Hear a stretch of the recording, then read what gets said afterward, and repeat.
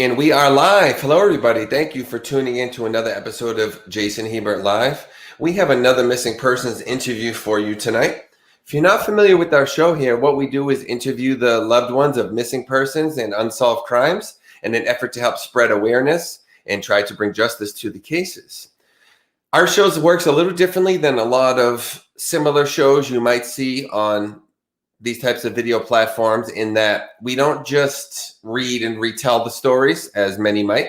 What we do is we go directly to the horse's mouth. So we bring the family members on, so you actually can talk to the guests live. It's an interactive show via the chat that I'm sure you see on your screen. Sometimes the chat doesn't show up. There may be a chat button, or sometimes Apple users have trouble. So if you can't see a chat, try to look around for your screen to make it pop up. And you are allowed to ask any questions. Sometimes I can't get to all of them if we're very busy, or sometimes the guests can't answer certain ones or might not know the answers, but we try to get to everyone we can. So maybe it's a case like this that's been around for a couple decades or more, and you have had, questions for years that you've been wanting to ask, or maybe it's a brand new case and you just mind it's filling with all new questions. But either way, you are allowed to ask.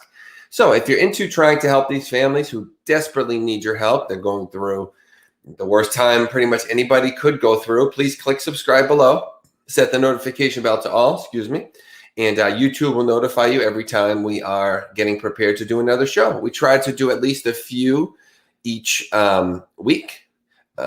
In our heyday, we were doing them every single night, so that's what we're always shooting for, but we try to get at least a few in a week. So subscribe if that interests you. There's a join button below the video. You can join to be a monthly member on the channel, which gets you little things like little emojis and extras in chat.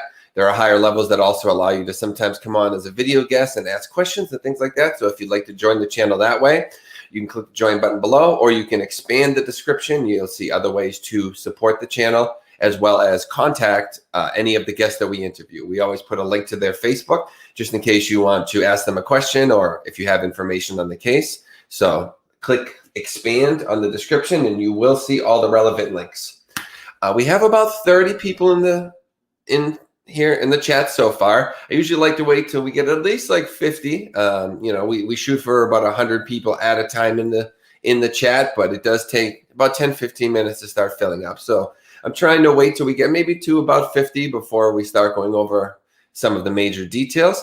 Tonight's subject, the missing, is Bethany Markowski. We have her mother, Jonnie Carter, on. I'm going to be reading. Typically, I try not to read too much information because I don't want to waste your time by telling you a bunch of things that the guest is going to then repeat, because obviously it's a lot better coming from them than me. So I try to give you guys minimal information so that you get a basis of the case, so that when they come on, you're not in the dark. This article is a little longer than the ones I typically read, but it's from WREG, News Channel 3, Memphis, and I thought it was a really good one, so I think I'm going to read the whole one. It's about a page and a half, so it'll take me a couple minutes, which is a little longer than usual, but it's worth it if we get some good information out of it. So there we are, we're to about 45 people, so about another minute or so, we should be to 50. So hello to everybody in the chat. Cheryl, we got Lisa, Annie, Denise, Angie Marie, a lot of our regulars here. Hi, Leanne, other Cheryl. We got both Cheryls here, Cheryl and Cheryl. Louise, hey, welcome. Thanks for coming in today. Haven't seen you too much around the chats lately. Thanks for coming on in. Lisa, Corinne, and many, many more. Alberta Proud. Of course, I can't get to everybody. And if you are here but haven't participated in the chat yet, hey, Shammy. I won't know that you are here just yet. You do have to speak in the chat for us to know you're here. Hey, little Pookie. Okay, guys. So as we get closer to 50, that's a pretty good number to get started. I just want to make sure too many people don't miss the basics, because that always tends to happen. About 15, 20 minutes, people will start coming in and say, oh, no, what did I miss? So I try to minimize that as much as possible. But again, thank you for joining us. And please make sure you look in the description for all the relevant links and see if you can consider supporting the channel. So the article is titled, Mom Responsible for Tennessee Missing Children's Day, Still Looking for Her Daughter 20 Years Later. So Nashville, Tennessee. The mother of a young girl who disappeared from Jackson, Tennessee 2 decades ago says she will never stop trying to find out what happened to her. Thursday marks 20 years since 11-year-old Bethany Markowski was reported missing from Old Hickory Mall in Jackson, Tennessee during a weekend visit with her father. Her mother, who lives in Nashville, said the last time she talked to her daughter was the morning of March 4th, 2001, and said her daughter seemed upset. She kept saying, "Mom, you are going to pick me up at 5 p.m., right?" I had a restraining order against her father, and that's why I didn't pick Bethany up, says Jonnie. I didn't want to break the restraining order. That's why my sister Lori went. So Bethany said, "Will you be there at 5?" I said, "I will." She said, "I love you." I said, "I love you too." Carter said her sister and brother-in-law went to meet her estranged husband, Larry Markowski, in Waverly to pick up Bethany, but the daughter and father never showed up.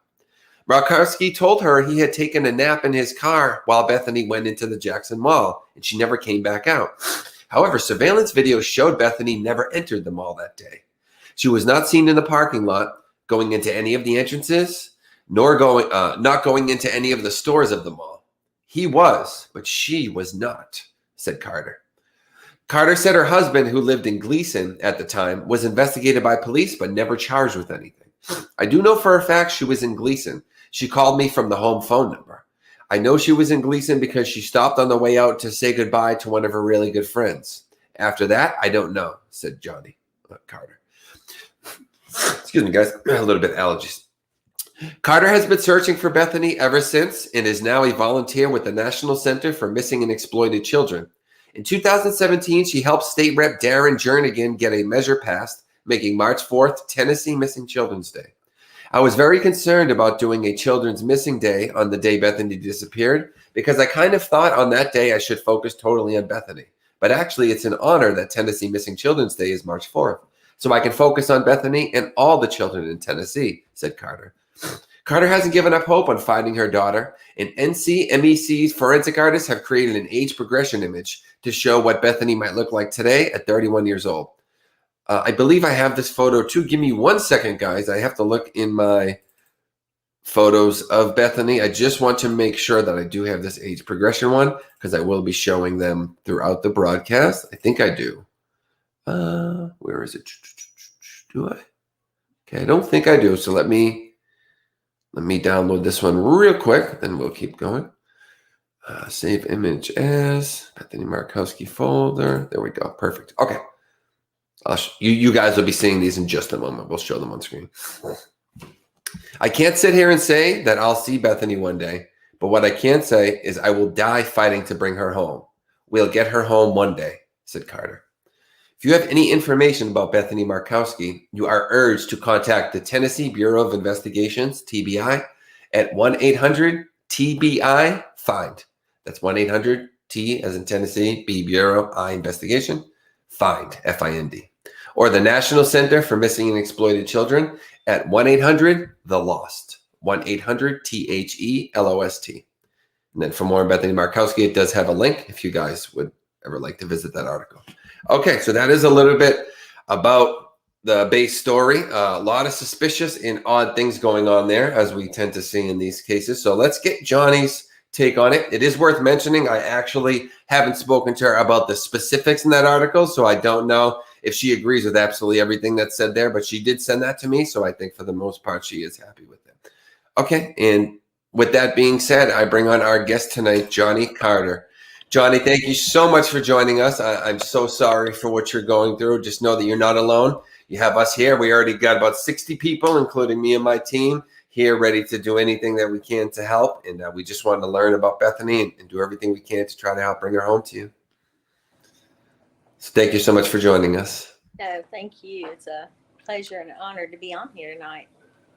Yeah, and I admire your strength because I say it almost every night, but I do these very often, and they're draining on me emotionally as well. But it's a whole different thing being in your shoes. So I admire you guys' strength for being able to come tell these stories and advocate for your daughter and be as strong as you are. So I just want you to know that we do admire you. And yeah, do you want to start? Maybe tell us a little bit about Bethany. I kind of show some pictures as you do about in general. Who she was, what she liked, just kind of general things. And then you can take us into, lead us into the timeline of that day and what's happened since, what we do know. Sure. Bethany was a happy baby, never really cried a lot, always had a big smile on her face.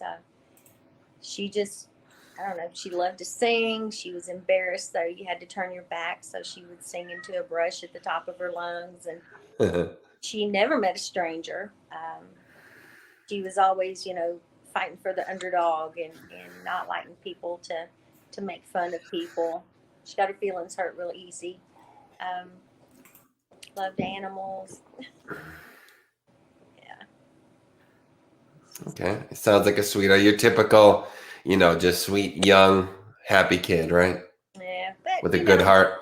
like all 11 years old, she did have she didn't want to clean her room, and she had an attitude sometimes and a smart mouth, but no, that comes with it. Right. Absolutely. So, we went over a little bit of the basics as far as that day, but do you want to lead us into it kind of, and again, you don't have to talk about anything you don't want to, but it led in, it kind of talked about, there was restraining orders and things like that. You didn't want to break that. So we understand the basis of why you didn't go and pick her up. But what was going on? She was visiting him. You or your sister were planning to go pick her up. How did that all shape up? And, when did you first hear she was gone? Who saw her last? Can we kind of go over those important details and see where it takes us? Okay. This was actually the second visitation, excuse me, that she had with her father. The first one a couple of weeks before seemed to go okay. And from the stuff that I was hearing from Bethany coming from her dad when she was talking to him, the plan was on this second visitation that they were going to go to Gleason and pick up one of Bethany's friends. And then he was going to take them to Jackson, Tennessee, to the skating rink, and they were going to go skating. So when she left for school that morning, that was the last time I saw her.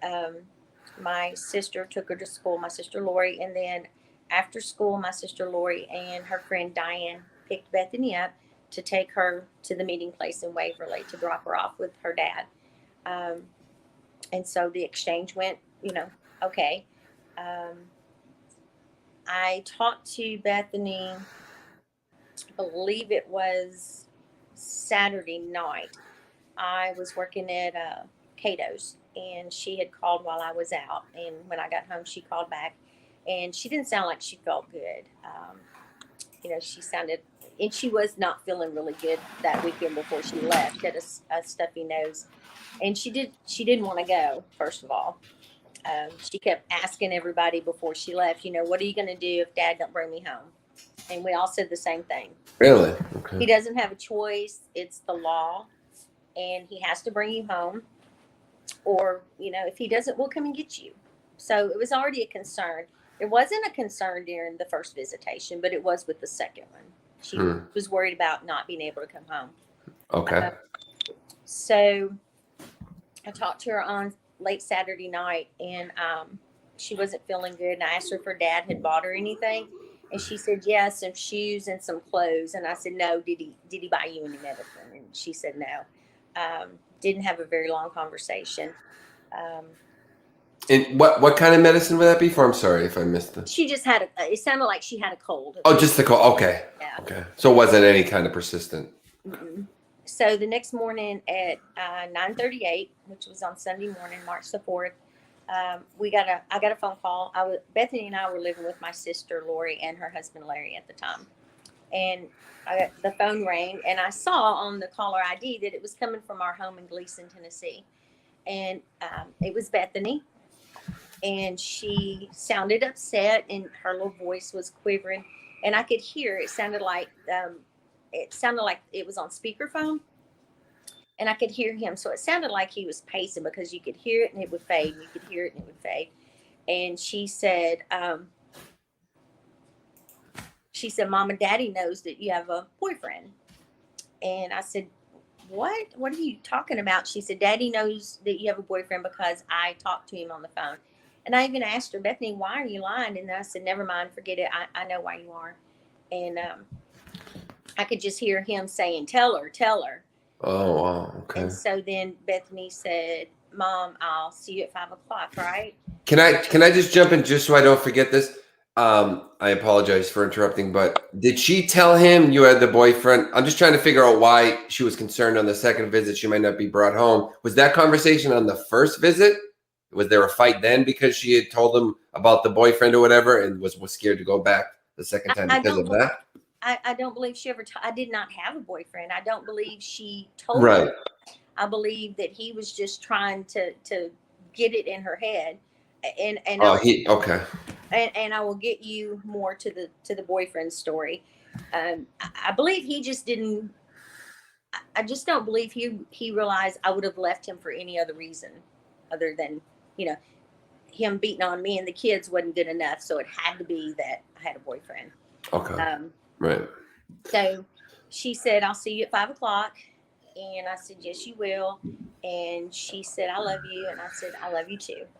Um, so my sister Lori and her husband Larry were going to Waverly at 5 o'clock that day. So it was 9:38 in the morning the last time I talked to her, and then they were supposed to meet him at 6 o'clock um, in Waverly, and he never showed up. I think it was 6 o'clock. He never showed up. She kept calling his phone, and it kept going like straight to voicemail. And evidently, he said he was charging his phone. He said he went to the mall because Bethany wanted to go to Claire's and look at earrings. We had previously lived in Jackson, and she had some friends there. And one little friend was Hillary, and that's one of the things that her dad told several different people was that she met Hillary at the mall, and she wanted to go in to Claire's and look at earrings. Um, so my sister and them got there. He never showed up. She finally got a hold of him, and he said, Bethany went into the mall, and I can't find her. Well, the mall closed at 6 o'clock, and so security called law enforcement. My sister and her husband drove to Jackson and waited there until I could secure a ride. I didn't have a car, and I got there later on. I think it was maybe 10 or 11. Okay. The whole time thinking, and my sister told me later on, she said, the whole time that her and her husband were on their way, they were thinking, well, maybe they, Bethany and Larry got into a fight, and maybe she's just hiding. And then when we get there, she'll come out. Right. And, I was thinking the same thing. Once she sees me, then she'll know that she's safe, and that she'll be able to come out. But she didn't come out, and we're still looking for her. Okay, so and just so you know, if anything gets difficult, you need to step off camera or anything, feel free to do that. The audience totally understands as we go over certain subjects. Okay, so he's feeding to her essentially. I know she has a boyfriend. Say it, say it, say it. That's basically what's going on.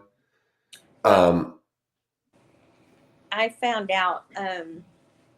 So by the way, I'm so sorry. Is there like an air conditioner or something on? Because a couple of people are saying something. There's a very loud kind of hum in the background. yes. Okay. Just because I guess it's some I'm people sorry. can't hear. It's okay. I did find out later on through law enforcement that when they kind of traced his route, because it was very, very, very strange, that I used to work at a grocery store in Greenville, Tennessee, and I was assistant manager, and my manager was a man.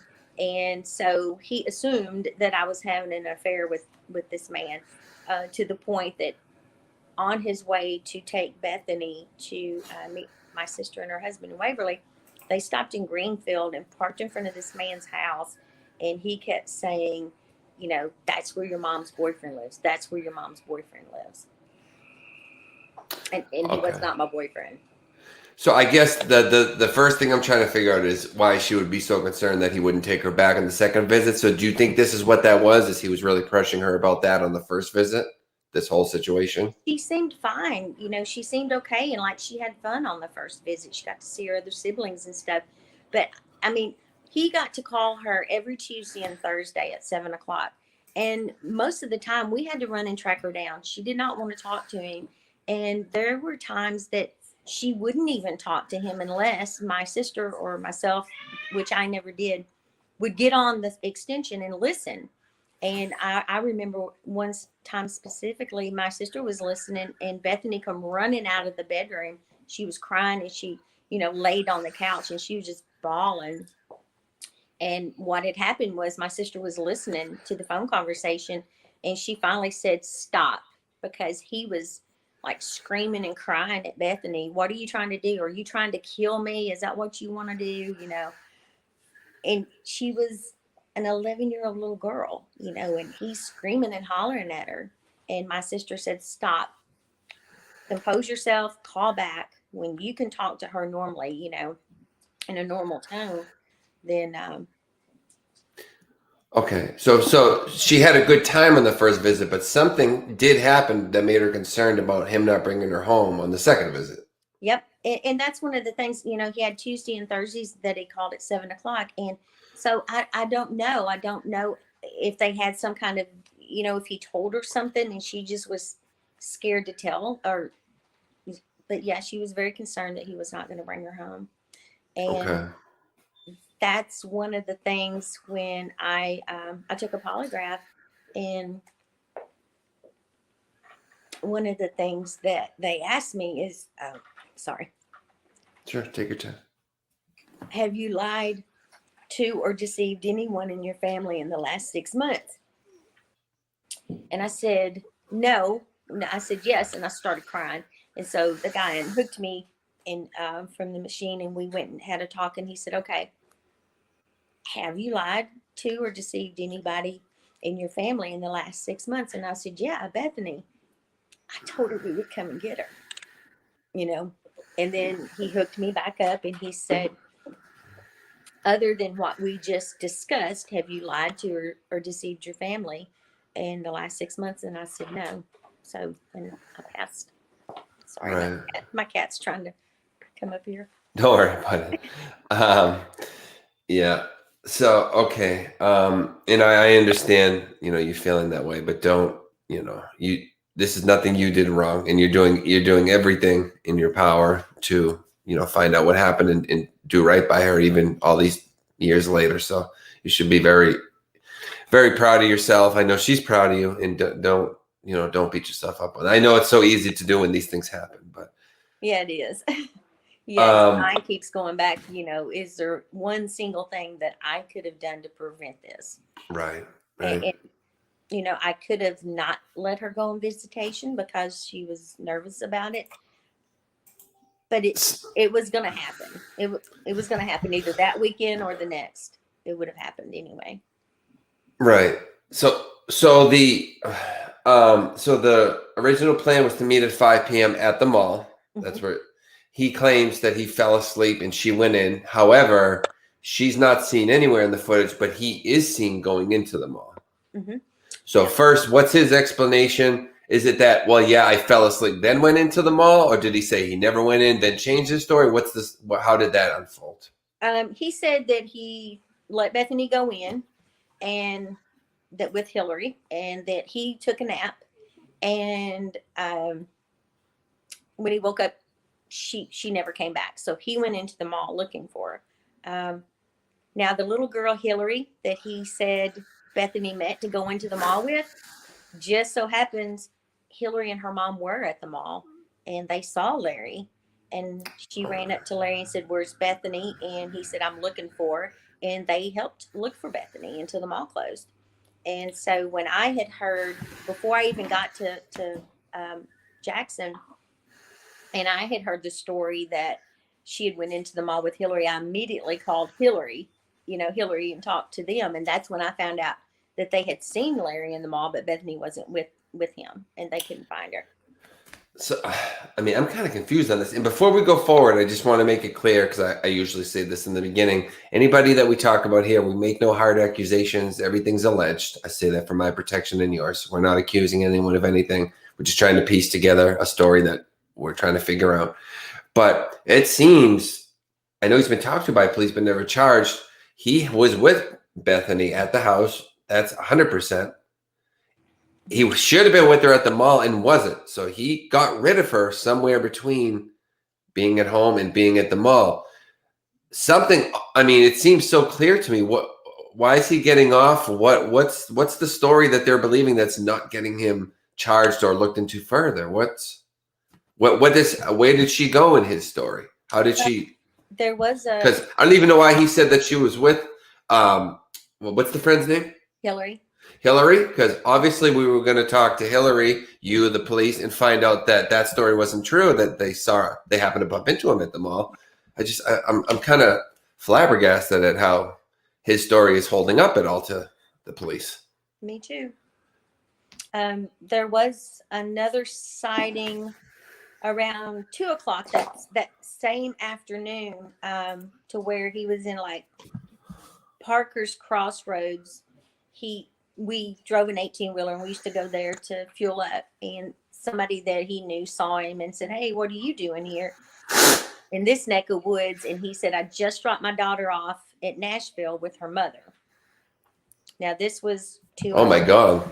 So there's another lie. So yeah. So at 2:00, he was closer to Nashville than he was Jackson. And we did a podcast, and law enforcement was on there, and they said they asked him, "Your cell phone pinged at Natchez Trace at this time. Why did you go back to Jackson, Tennessee when you were already almost where you needed to be?" And he said, "Because Bethany wanted to." So wait a minute, what time did you talk to her and she said, "Please pick me up at 5"? 9:38 in the morning. So at 9:38 in the morning, he's with her. 9:38. But I will tell you this. My sister just reminded me. Bethany's sister Jenny called, and I think it was like 12:12, and that's when his phone pinged off the cell tower in Natchez Trace. So Jenny called Larry's cell phone and talked to Bethany. I think it was like at 12:12, and Larry kept telling Bethany to tell Jenny that he's taking her to the mall. "Tell Sissy I'm taking you to the mall. Tell Sissy I'm taking you to the mall." And the plan was Jenny was supposed to have been with Larry to bring Bethany back to Nashville, but he left without her. Okay, so at 12:12, that's when he's closer to Nashville. So Bethany did in fact take that ride and was with him at the gas station at Nashville, right? I mean, well, not at the gas station, but near Nashville. She was in his van at 12:12 at Natchez Trace Parkway. And what's that? Because I'm sorry, I don't know the area. So you have Nashville where you are, and then he's over in Jackson, and Natchez Trace is more closer to you. Yes. So it would have been weird that they even drove back to go to the mall over there. So he drove kind of towards you with her, but then he's later seen in that same area without her in the gas station. At 2:00. And he told the guy, supposedly, it was a tip. Supposedly he told the guy that he had just dropped her off in Nashville with her mom. Okay, so we know he's with her at 12:12. He's not with her at 2. Mm-hmm. Okay, so I'm trying to piece together his timeline that day. He's with her at 9:38. He's with her at 12:12. He's not with her at 2, and he's close to you, and he's pretending he dropped her off with you. So multiple lies. We know approximately when he left her or got rid of her, however we want to word that. So have you ever sat down with him and said, what happened between 12:12 and 2 that you are not with her anymore in Nashville? What's going on with that story? He and I did talk for a little while after this, just trying to figure out, and I will never forget it. It had been like 2 weeks, and I was saying, "What happened? Tell me what happened." I just need to know every little detail. And his comment was, "That was 2 weeks ago." I can't remember what happened 2 weeks ago. With his daughter and the day she disappeared. Yeah, and I don't see how it just didn't burn a hole in him. I mean, have we got a private detective, somebody with the skill and resources to look into this need to? I don't know why. This to me seems like in 90% of the police departments in the country, he would have been being pounded. This story is crazy. I mean, we know the timelines. We know where he was. We know where the lies seem to be. Again, we're not accusing. We're just going by what we know. But I don't get it. What are the police saying? His story lines up. What are they saying? I mean, really, you can't arrest somebody for lying, and they have no proof that he did anything. I mean, here's my whole thing. If Bethany had disappeared in my custody, number one, I would have felt responsible for it. Number two, if I had said Bethany went into the mall, you better bet there was going to be videos of her walking around in the mall. Right. So. Well, we already know. I mean, the mall, we know that that's a lie. That's at 5, but we already know 3 hours sooner he already wasn't with her, way away from the mall. So we need to find out what even happened between 12 and 2 before we even get to 5. Did he drop her off somewhere and go and get her again and bring her back to this mall, supposedly? What, you know what I mean? Didn't he have his cell phone off? He had his, I believe he turned his cell phone. His cell phone was turned off after Bethany talked to her sister, Jenny, at 12:12. So it didn't come back on to 4:45. It didn't come back on to 4:45. I'm sorry, 5:45. My sister's here helping me. 5:45. 45 minutes after he was supposed to have been in Waverly, an hour away. So, yeah. Wow, this is crazy to me. And did you say Kitty says how come the police didn't do their job to investigate? You know, that's what I'm asking. Have you gotten a private detective or anybody that can dig into this with a little bit more resources and knowledge of the process? The National Center for Missing and Exploited Children wanted to do a cold case study on it, but because it's still an active and open investigation, even though it's 20 years old, they're really not going to turn anything over to non-law enforcement. Yeah, I'm just you know, I talk to so many people, and the thing I do is I always trace the steps that day of the players involved and their stories, and his just seems so clear that something is very, very off and untruthful. I mean, am I over exaggerating the pieces, or does it seem so clear to you also? To me, yeah, it's very clear, and it has been from the day it started. I mean, but you can't make somebody tell the truth. Right. No, I just want to make sure I'm not, missing something, that we're kind of on the same page. So you feel you pretty much know what happened. Mm-hmm. Yeah. Again, I told you we did a podcast, and like I said, if you want to go listen to it, there's tons of law enforcement. Larry's best friend, that instead of going skating that weekend that Bethany disappeared, he took her to Little Rock, Arkansas. And the guy that he was there visiting is on the podcast talking about how strange things were that weekend.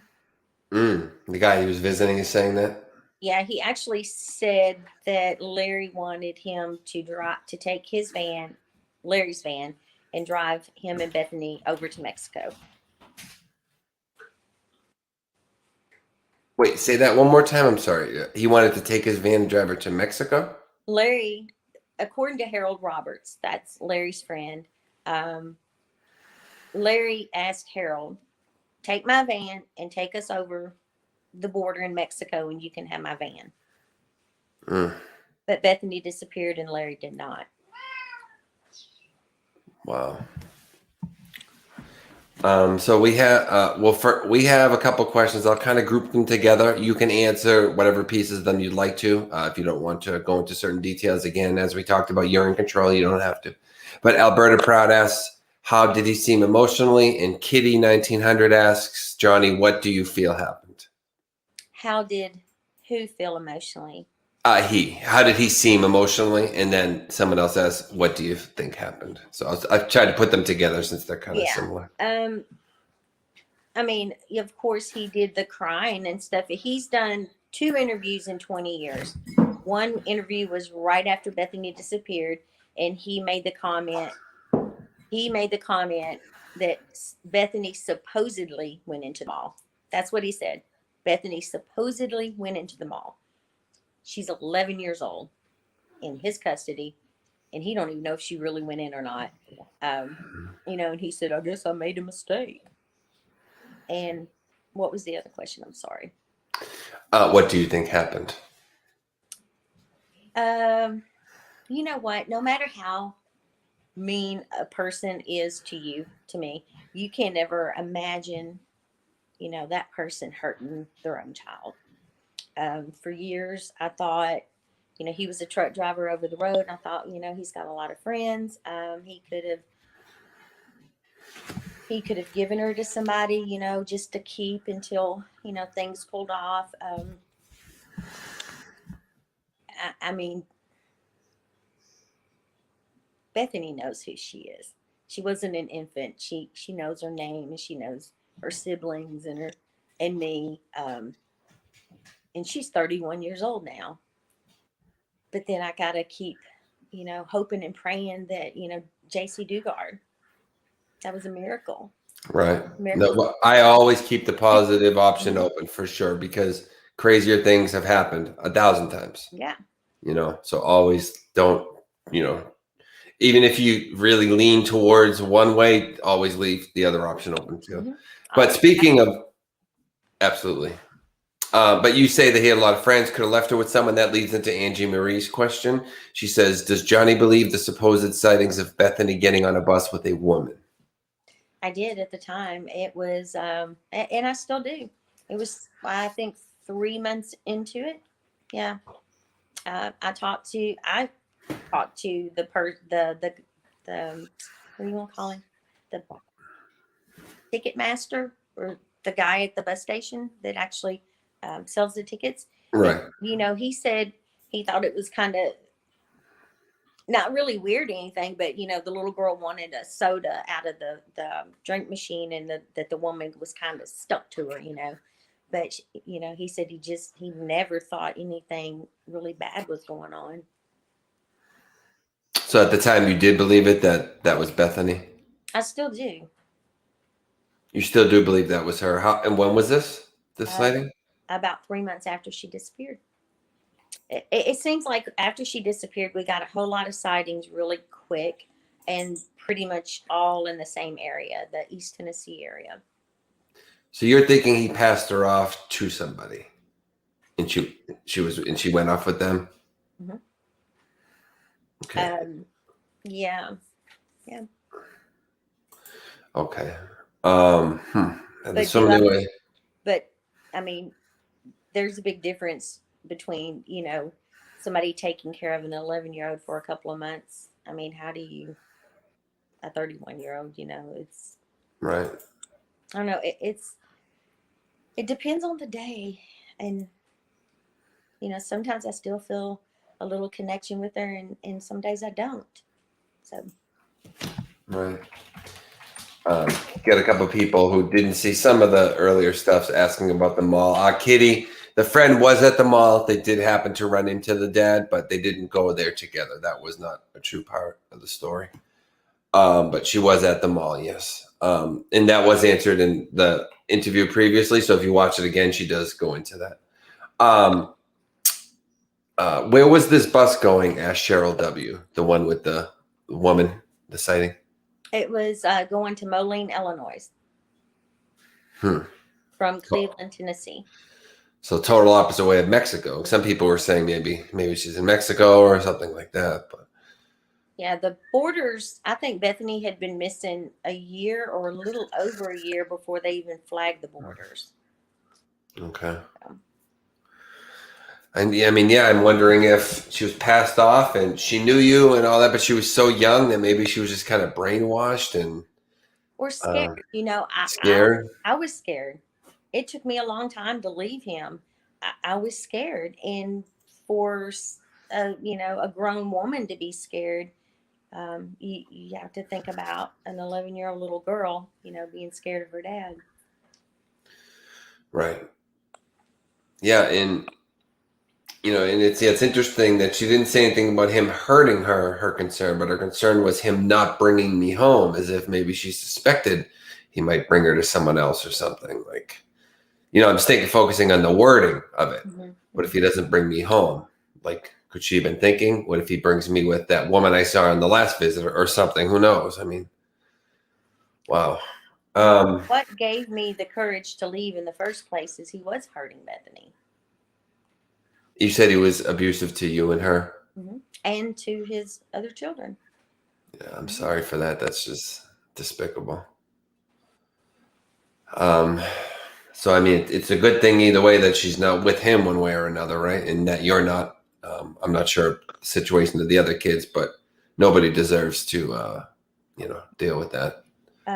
His other two children are grown with kids of their own, and they haven't talked to him in years. I mean, they believe that he's responsible for what happened to Bethany. Okay. Well, I pray that this is going to go out and someone that knows her, I'm going to put her. I didn't really explain this, guys, but this, of course, it's probably obvious, but this is the age progressed one. Of course, it's not exact, but this is what they're saying she could look like at 31 years old, or, around that age. So, please keep an eye out. If you've seen anyone, this is what she looked like as a child. If you've ever seen this child in the last 20 years, you can always contact Johnny's information is below in the description. You just expand it. You can contact me. We'll go over the authorities' information as well. And you can contact me, but I always say the important thing is to contact the family and the authorities. Don't just contact me, especially if it's time-sensitive information, because God forbid I don't get to it in time or something like that. You want to make sure to get it to Johnny and the police. We'll go over how to do that in just a moment for the authorities. I always do this. I know you've watched at least an interview or two, but towards the end, this is, and just to kind of prepare you, this is the part where it gets a little tough, but I feel like it's the most important part of the interview in my eyes, where I ask you, instead of speaking to me, would you like to speak directly to her if she happens to see this, come across this, as well as anyone who may know her or anything like that? You have the floor, take whatever time you need to speak to her and anyone who may have some information.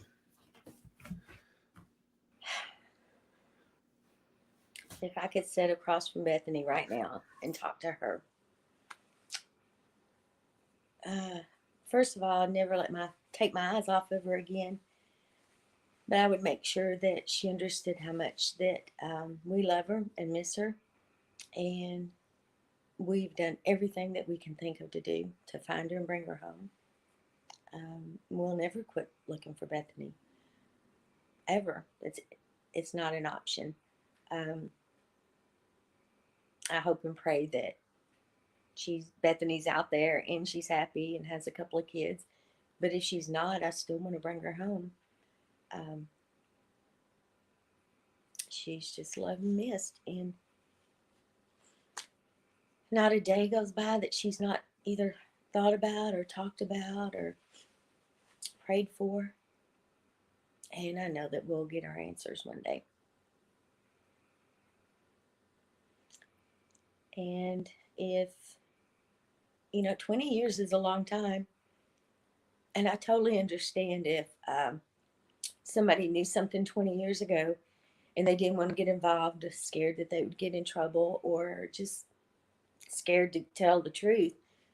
It's been 20 years.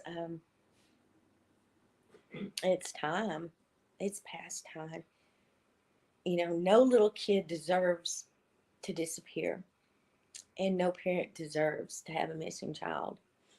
If you know something, if you could just put yourself in the parent's shoes, in my shoes, or in Bethany's shoes for 5 minutes, and just do the right thing and help us get her home.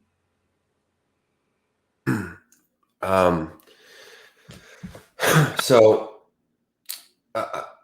first off, you're doing an amazing job, and thank you for holding up. I know that's very difficult. You're a great advocate for your daughter, and I pray this is going to lead to something. But one thing about, has the Natchez Trace area been searched either by people, cadaver dogs, to be safe, anything along those lines?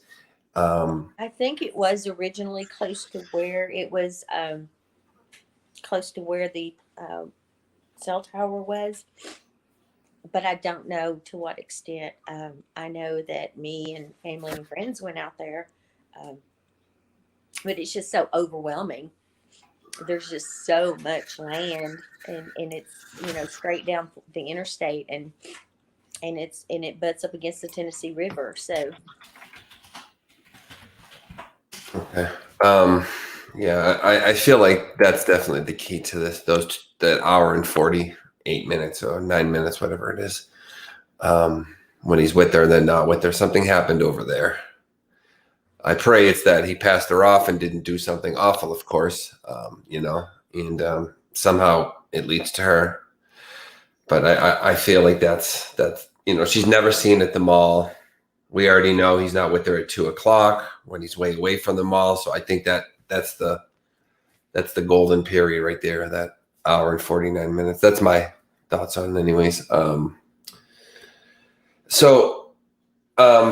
I would like to see, I know you said that, you feel they may not be able to get any of the info, but I would still think if there's any private investigators out there, anybody who actually, and I know someone, I don't want to say her name because I don't know her schedule or how many cases she's working, but I know someone who it's basically, she works with me a lot. It's her life.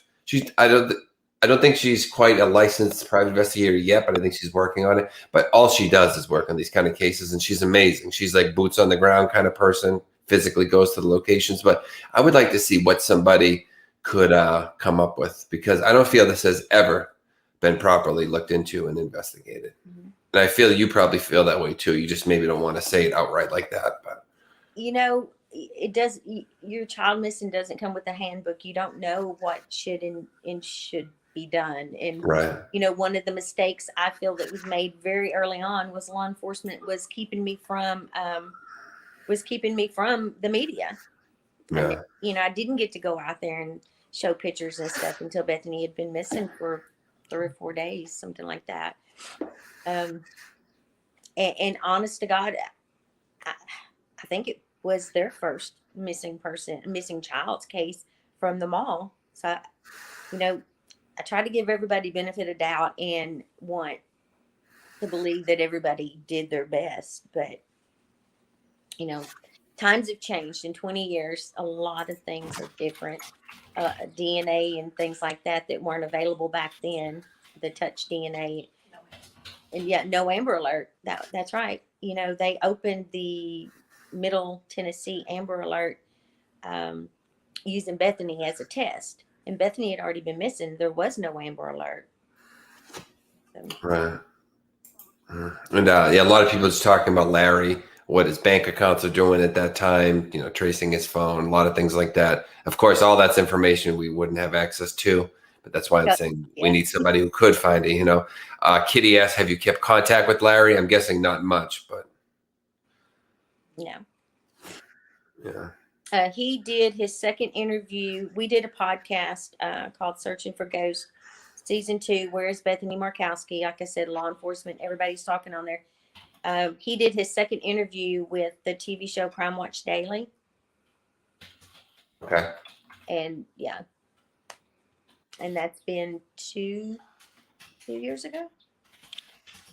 Okay. Responding to somebody in the chat. Little Pookie asks, is Natchez Trace in another county? I know you said it's back towards Nashville. Is it another county from where he was, the mall and everything? The county. And that's one thing too, because I've talked to the prosecuting. I've done a lot of stuff, and the hard thing to do is prove a venue. What do you mean prove a venue? What's that? With a moving vehicle where a crime took place. Oh, I see. Right. If anybody's listening and you know anything, please come forward, contact Jonnie. I'm sure she'd be willing to take, even if it's an anonymous tip, whatever, any way she can get information. I mean, I can't speak for her, but I'm assuming, any information that would lead to anywhere, you're willing to take it, however you can get it, right? Mm-hmm. Somebody Facebook message you or something. What is the police department handling this if somebody did prefer to contact law enforcement versus you directly?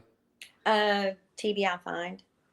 Yeah. It's the one I read earlier. Okay. Mm-hmm, mm-hmm. Let me read that one more time, guys. Just want to make sure that that's current. But yeah, so Tennessee Bureau of Investigation, which is 1-800-TBI-FIND. or it says the National Center for Missing and Exploited Children, 1-800-THE-LOST. So you call the TBI find or contact Jonnie. Again, you can expand the description. Her information is below there. No information is too small, guys. Never assume it's not an important piece. Never assume Jonnie already knows it, so you don't have to come forward and say it. You never know. It's always tiny little pieces of the puzzle that solve these cases. It just gets the right little tiny pieces to come together. All right, Jonnie, that's basically it. Is there anything I didn't think to say or the chat didn't think to ask that you want to make sure is important and gets out there?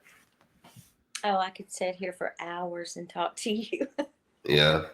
No, I just want to make sure that I do everything that I can do to keep Bethany's name and face out there. I mean, that's what's going to bring her home is people listening and watching and searching and sharing her information, you know. Does she have a page on Facebook, like a dedicated Find Bethany Markowski page or anything like that? She does. Help Find Bethany Markowski. Mm-hmm. Okay, I don't think I have that linked. I will link that by the morning time, whenever I can get it. So Help Find Bethany Markowski on Facebook. Make sure to check that out, guys, please. A lot of you guys do, but if you're new to the channel, whenever we do these, if you join the groups, I'd appreciate that. Whenever we interview someone, join the group, stay up to date on the case. You know, if you have anything to say, any tips or anything like that, contact the people. That's why I put the information there so that you guys can share what you may know. Again, this is what Bethany Markowski may look like today or something similar to that. So please keep your eyes out. And that's basically it. We don't know. She could be, no matter where you are, she could be in that area. She could be in another area. Who knows? Mexico, Illinois. You know, we don't know where she could be. It's been 20 years.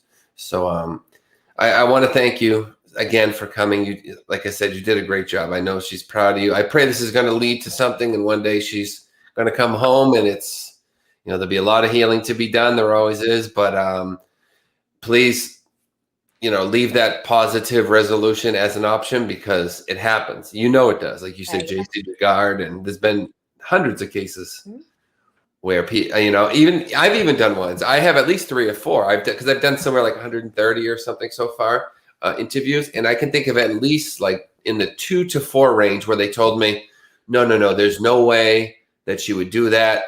You know, she has 3 kids. She would never not speak to them. And sure enough, 3 months later, or years later, they come home and it was that. Maybe they got addicted. Obviously, this wouldn't be the case with Bethany, but just to give you examples, they got addicted to drugs and didn't want the family to know, or, you know, whatever. There's 100 different reasons. But yeah, it happens all the time when people say there's no way a possible resolution can happen, and it does. So please leave that as an option. Absolutely. And I want to thank you for providing a venue for parents and siblings and friends of missing people and children to come and tell their story. Absolutely. I love to do it. You can always, if there's an update or anything else, if you think, oh my goodness, I forgot to say this or anything like that, or if there's an update and you want to make sure it gets out there, we can do a part 2 or anything like that. Never be afraid to message me, whether it's for another interview or just a question or, you know, whatever, just to chat. You can always message me. My line's always open. Okay. Thank you. Thank you so much. Thank you so much for coming on. Have a great night, and let's try to bring Bethany home. Thank you. All right. Take care. Have a great night, Jonnie. Bye-bye. Bye-bye. All right, guys. Thank you so much for joining us. That one was kind of crazy, huh? It drives me nuts when there's, you know, the stories don't add up. Like there's so much there that it's like those cops, unless I'm not understanding something, those cops should have been all over that story. Thank you, Tyler.